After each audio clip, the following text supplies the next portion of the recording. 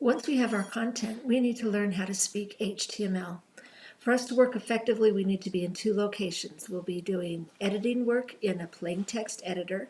In this case, I'm using Sublime, which works on both Windows and Mac machines. And we'll need a browser to view what's happening.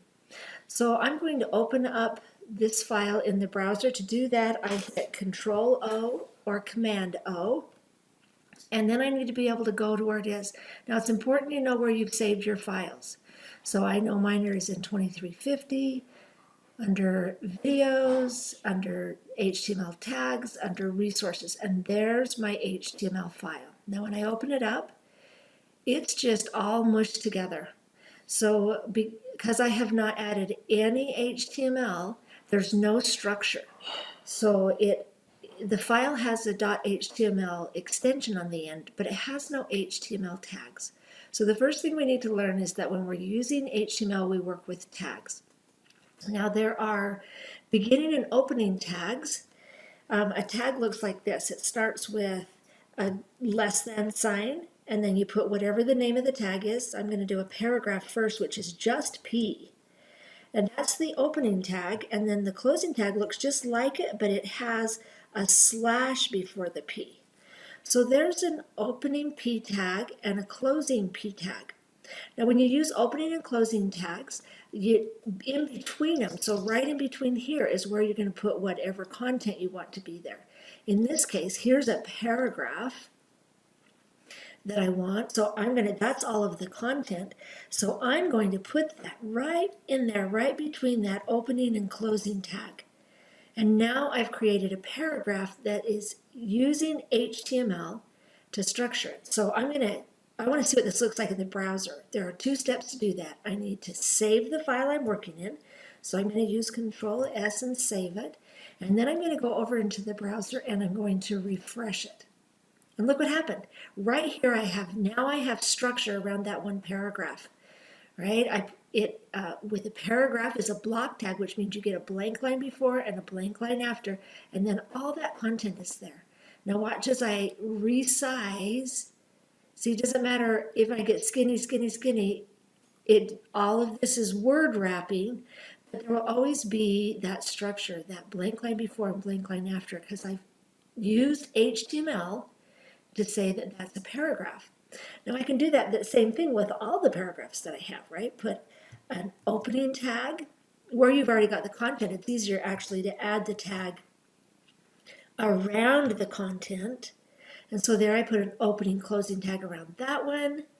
And here's another paragraph. So I put the opening tag there and I put the closing tag after. Here's another one. Put the opening tag there and the closing one after. And let's go ahead and save and see what's happening over here in our HTML document. Notice what's happening. We're adding structure to the document.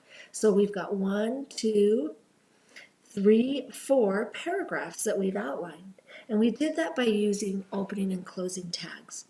There are some other opening and closing tags that we can use.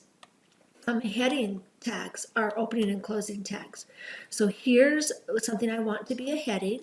So I'm going to put the heading tag looks like this. It always starts with a less than. All of them start with a less than sign. Then there are heading tags. Heading 1 is the very biggest. And it's just H1 is the tag. And then at the end of what I want to be the heading, I'm going to put a closing H1. Notice this note that says it's a large heading. I am not going to use this at all. I don't want that to show up in the web page. I'm going to erase it. And in fact, my heading is just the scientific method. Now when I save that, I'm going to come back over and refresh it. And look what happens. I get structure. I get this blank line before and blank line after.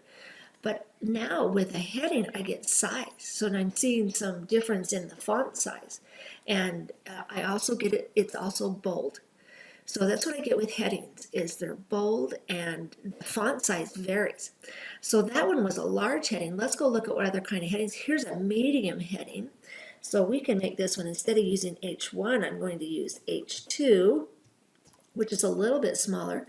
I'm going to get rid of that note and close it with a heading 2. So now I'm going to save this. And let's go see if we can find what this looks in the browser. And there it is. And notice how this top one is an H1, the bottom one is an H2. It's a block, headings are all block elements, which you get a blank line before and a blank line after.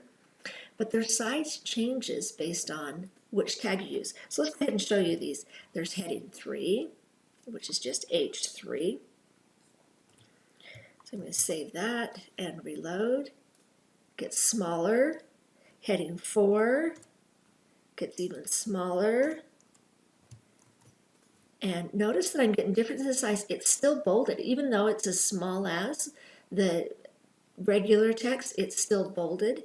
There's 2 more. There's heading 5.